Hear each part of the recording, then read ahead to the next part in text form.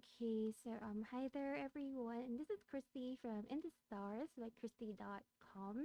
And in this video we are going to be talking about Mars in sign of Leo and ano ba ibig sabihin nito, what does it mean, and ano yung magiging effect niya especially for the month of June, but also the effects on how this is going to be throughout the course of the next following months during the time na nandito siya sa sign of Leo.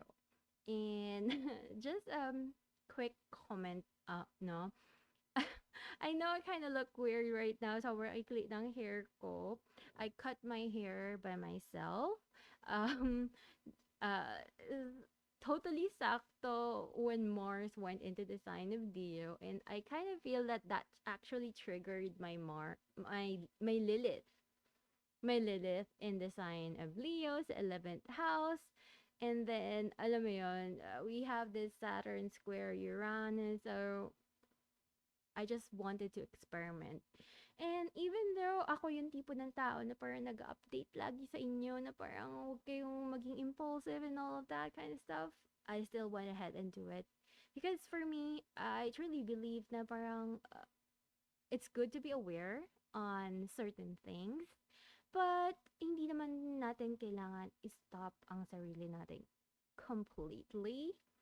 Um, pag may mga gusto tayong gawin and all of those kinds of things. But anyway, without any further ado, let's just go into the topic of Mars in the sign of Leo. And bakit ko ba sinasabi na kailangan maging aware tayo about Mars? Mars is like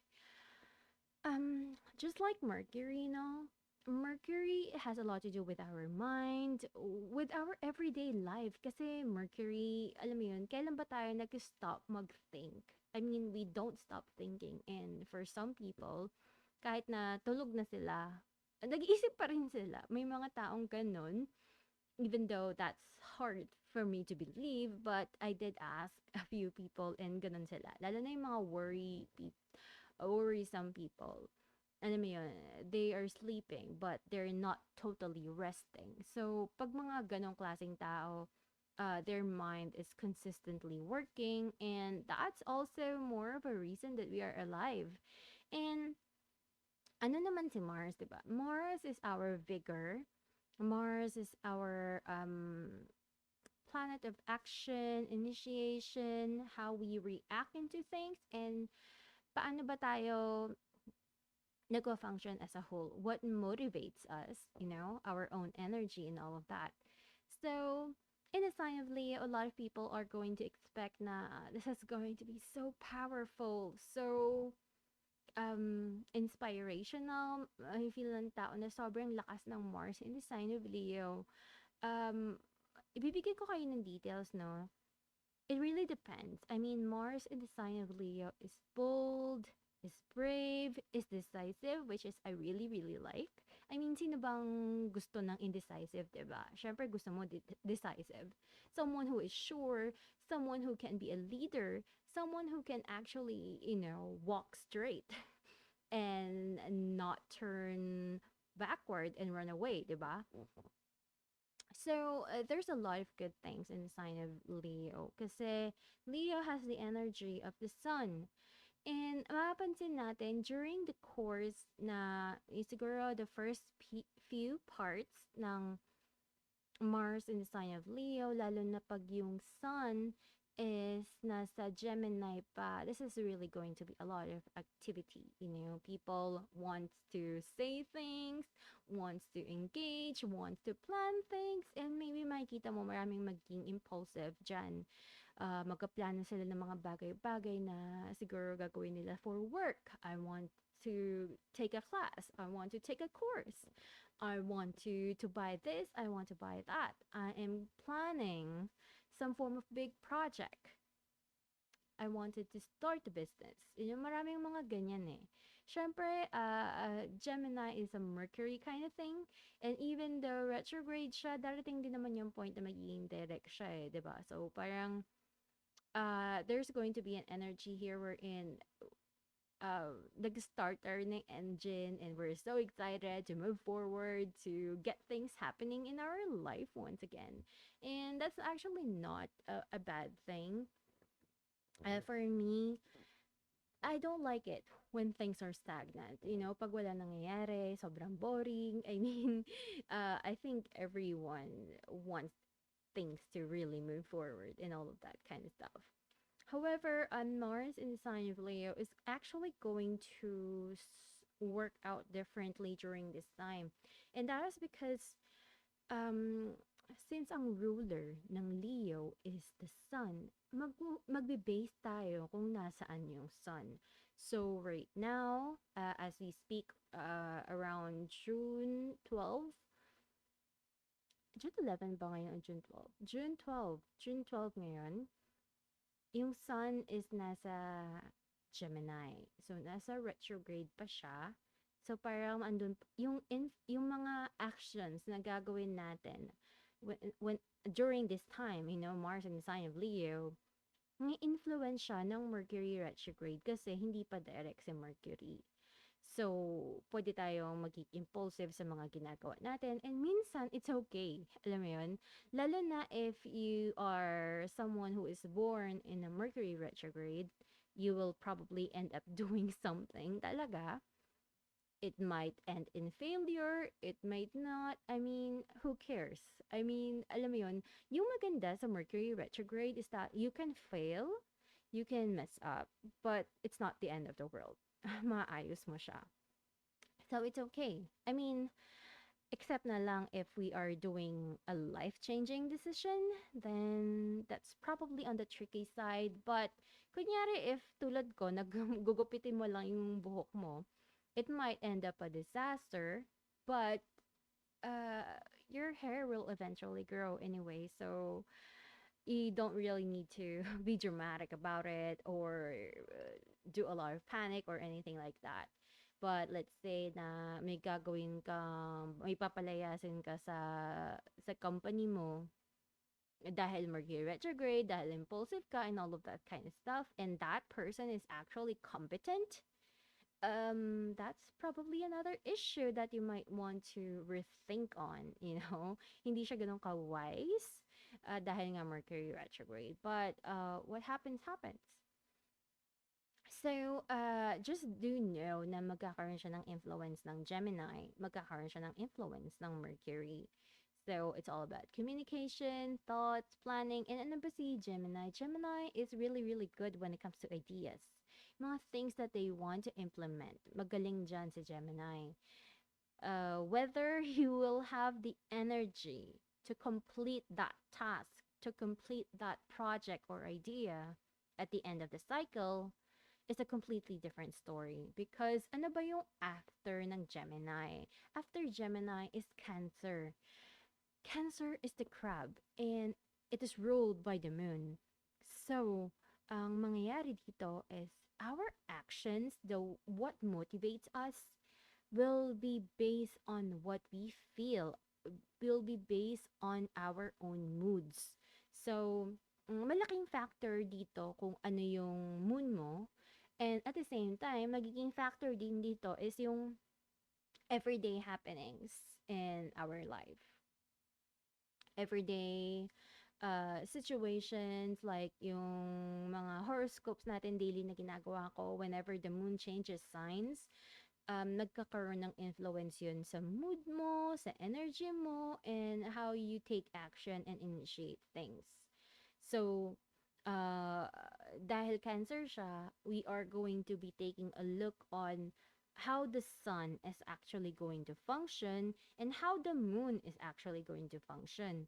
So, syempre, Cancer is very sensitive and very dramatic. And lagi ko itong sinasabi sa lahat na Cancer is a crab. So, nakakita na ba kayo ng crab? Na totoong crab na hindi cartoon, hindi anime, na naglalakad ng straight, super fast? Of course not. They walk in sideways and marami silang mga feet para makatulong mag-go forward. Usually, you will also notice na ang Cancer usually have a lot of delays in their life hindi sila agad nakakarating sa goal nila, but eventually they do get there. So, we can expect some form of delays. Kahit na Mars and sign of Leo yan, it doesn't mean na, alam mo yun, kung ano yung plano mo, dire-diretso yan. Hindi. Magkakaroon ng delays, magkakaroon tayo ng mga struggles, magkakaroon tayo ng mga hiccups, and it can be very frustrating kasi gusto mong mag-move forward, gusto mong paandarin yung kotse in a super fast speed of light. Pero, hindi mo siya magawa. So, alam mo yun, there's a lot of things that is creating some form of resistance. Aside from that, I already mentioned this in my Facebook group members na darating din kasi yung time na, especially this month, na magiging invisible si Mars. So, ano ba ibig sabihin pagka invisible siya? Invisible siya pagka malapit siya sa rays ng sun. So, it's like God, tsaka si the god of war, Mars, is having some form of conversation. Pwedeng pinapagalitan siya ni God or pwedeng nag-uusap sila. Some form of reflection. I always say na pag invisible si Mars, it can actually manifest in different ways. For some astrologers, they will say na pagka invisible si Mars, this is going to create a lack of energy na hindi na siya masyadong ganon ka energetic and all of those kind of stuff. It really depends, no? Like for me, um, I always see invisible Mars as a wild card. So, pwedeng pwedeng mahina yung effect ng Mars, pero pwede rin naman sobrang lakas to the point that it's creating a lot of trouble. So, I'll stick to my own predictions and my own thoughts on this. But of course, yun lang. That is my take based on my experiences and based on my own research. So, I know a lot of astrologers will say na sobrang lakas ng Mars kasi nga Mars in the sign of Leo. There are also going to be other astrologers and a lot of people that I respect actually are saying na Mars in the sign of Leo is going to be weaker during this time. And I do agree with that. Uh, to a certain extent, this is because Mars does not function in a very straightforward manner right now. Kasi ano ba yung cancer, 'di ba? Like minsan may habit yung cancer na parang gusto ko pero ayoko. Alam mo yun, on and off, just like yung mood swings nila. Hindi dire-diretso. Minsan gusto nila, minsan ayaw nila, ah, hindi mo talaga sila man-navigate, hindi mo ma-control yung situation dahil nga they are functioning emotionally. So, parang medyo mahirap, 'di ba? And also, Mars kasi syempre, hindi lang naman siya all about action. So, when we are thinking about this on a very emotional scale, this can make a person be very angry or very happy, and they might take their own action based on their own feelings. So, syempre, pagka super frustrated ka, of course, hindi ka makapag-function talaga in a way that is expected with Mars in the sign of Leo. Pero kapag ka, alam mo yun, very inspired ka naman and talagang driven and all of those kind of stuff, feel ko naman there is going to be a tendency na ma-use mo yung energy na to effectively. Yun nga lang, it's going to depend talaga sa own horoscope mo, whether it's going to work for you or against you. Pero hindi mo siya basta pwede i-count as a very good Mars in the sign of Leo kasi again, we need to know na depositor ng Leo ang Sun. So parang lagi silang nagka-connect. So how Mars in the sign of Leo is going to function is naka-base kung anong sign si Sun and kung ano ang nangyayari kay Sun. So again, ulitin ko, yung first part is sobrang engaging, sobrang social, sobrang ang dami natin gustong gawin and all of that. I mean, Gemini is a social butterfly and madalas ano ba yung ginagawa ng Gemini? Nakikiusisa from here and there, gusto ko nito, gusto ko niyan. Tapos mamaya, wala na silang energy. They might have a burnout. Lalo na pagka nasa sign of cancer. Kasi ano ba yung cancer, di ba? Kailangan ng cancer is nurture, love, comfort, feeling good, harmony. It rules the mother. So, so pwedeng something you do with your mother. Or, alam mo yon gusto mo dahan-dahan lang. So, para sa akin, pwedeng magkaroon ng mga conflicting energies yung Mars in the sign of Leo na to. Pero, yun nga. And also, let's also add to the factor na all this time, naka-oppose kasi siya sa Pluto retrograde in the sign of Cancer. Tumitingin ako dito kasi nandito yung chart ko. Tinitingnan ko yung mga transits. So, and again, a retrograde puts things internally. So, lahat ng mga na-feel mo, hindi mo siya ma-express totally outside. Internally mo siya napaprocess lahat. So, and since Leo rules the heart, I would say na for a lot of people, baka magkaroon sila mga heart attack or parang sakit sa puso, lalo na pag hindi nila na-express o nare-release. So, you need to be careful of that. Or if you know someone who has something to do with that, be careful of your mom, be careful of your dad. Kasi nga, baka, alam mo yun, meron silang hinanakit or something. That could be health-wise or it could be I don't know, this could be some form of emotion na hindi ma-express, tapos baka magkaroon ng problema sa health, this can happen even to you. So, I would say to be careful of that all at the same time. And, teka, i-move ko lang siya once the sun goes into the sign of Cancer. Or, yeah, pag papasok yung sun sa Cancer on June 21. So, pagdating ng June 21, may mga certain aspects tayo na dapat pansinin. Like, yung Mars naman ngayon is going to oppose Saturn. So, darating yung point na yung Mars is going to oppose Saturn. So, ito, medyo tricky din siya. First of all, Mars and Saturn combination is always a tricky connection. Alam mo yun? And I would say na dapat mas maging maingat yung mga tao. Kasi nga, everything happens in a very internal way. This makes it a bit frustrating. Lalo na pag nag-expect ka ng forward situation. Alam mo yun? Gusto mo na gusto mo may mangyari pero nahihirapan ka. So, there's going to be needed planning talaga na dapat mong gawin. It may have a lot to do with your own emotions, your own happiness, kasi remember Sun and Cancer has a lot to do with our own feelings.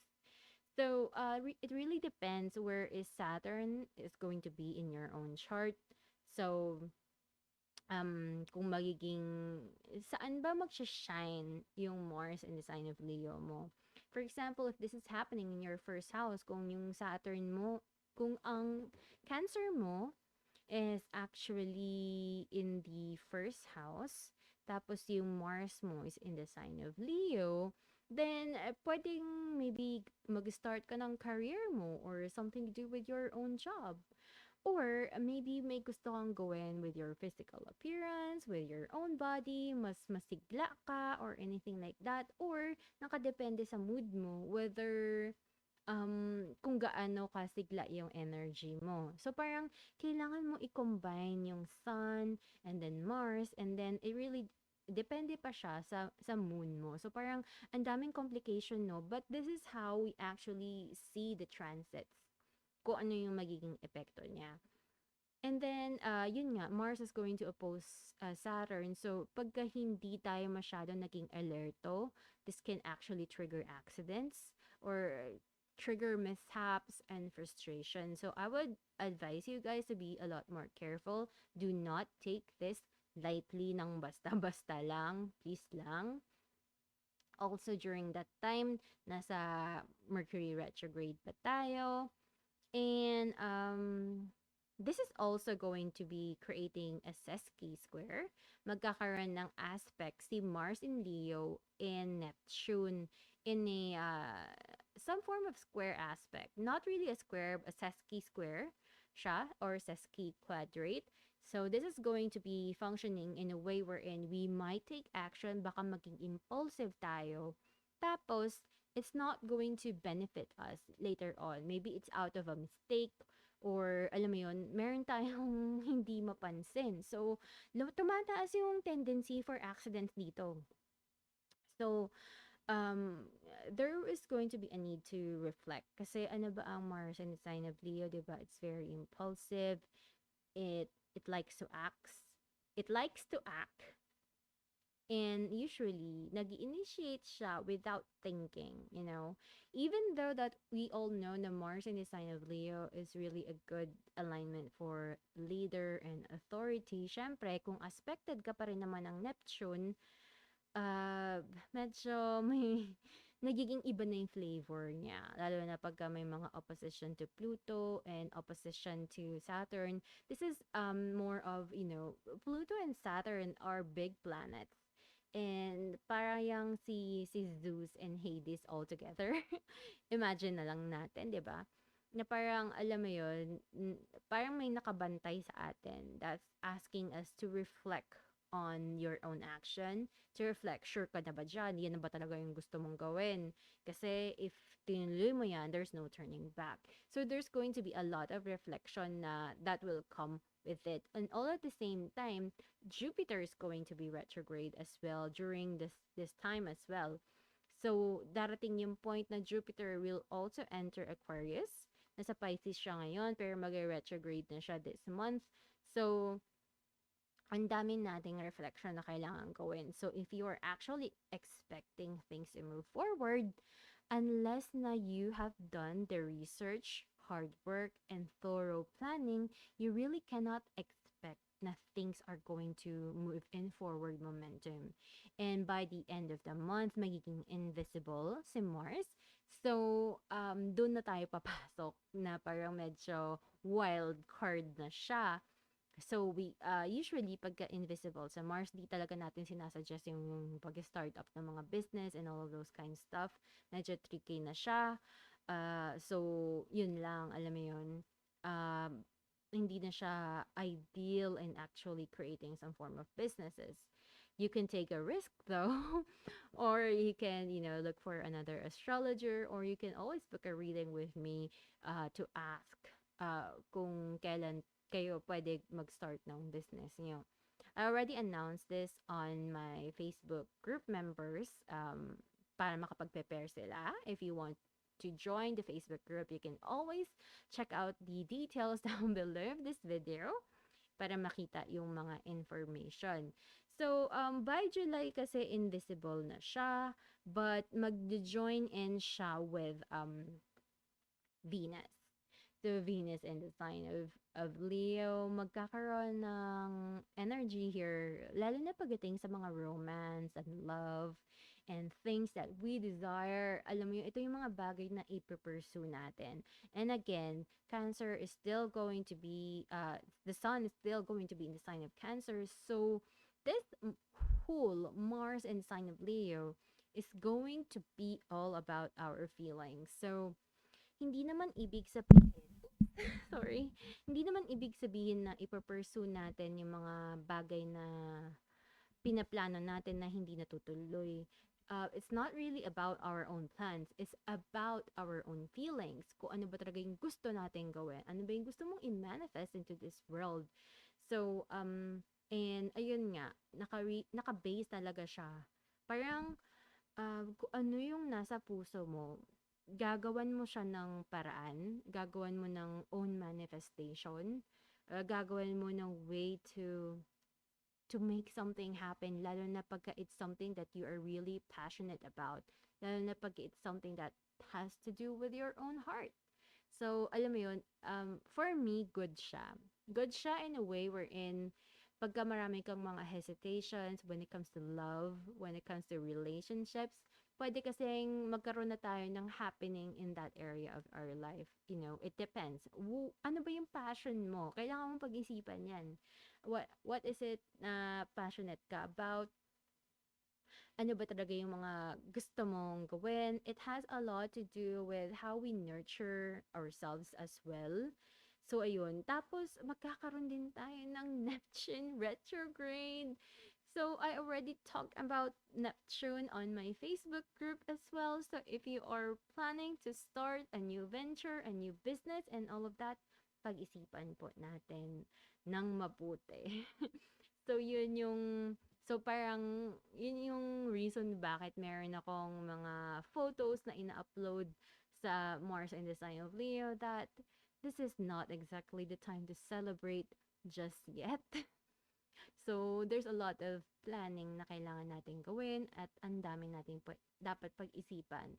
And most importantly kasi, marami kasi tayong mga ma-encounter nowadays in the next couple of weeks. We're in kahit na mag-direct na si Mercury, because of all of the big planets na mag-retrograde, ang dami natin kailangan i-reflect kung nasa tamang path ba tayo in life.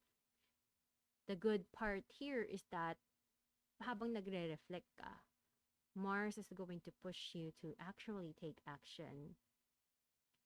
So, kung may kailangan kang itama, correcting a mistake, or based upon your own realization, pwede mo na siyang magawan ng paraan. Kasi ang maganda dito is Mars will actually help you take action and move things forward. Lalo na yung mga bagay na na-postpone. Yung maganda dito here is more of, pwede mo nang i-continue yung mga bagay na-stop mo. Yung mga bagay na hindi mo natuloy, pwede siyang ma-continue on. Pero if you're asking me, kapag gusto mo ng new venture, new planning, new business, new project, yung mga ganyan, medyo nasa alangan side tayo. So, kailangan natin mag-isip ng mabuti. So, yun lang for this Mars and this sign of Leo update.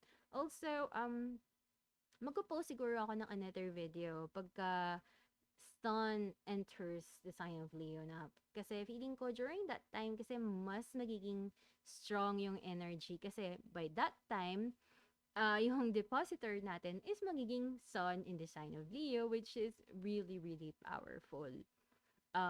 Pero, it's still going to be invisible though, so still wild card pa rin yun. Pero, mas may sense of taking action na tayo na pwedeng magawa at mangyari as a whole.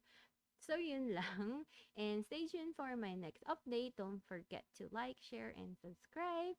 And, yeah, pag-isipan niyo mabuti kapag may mga gagawin kayong new ventures. Just because Mercury is going direct does not mean it's all over, because ang daming retrograde pa rin. So, just some form of, heads up and warning for a lot of you guys there.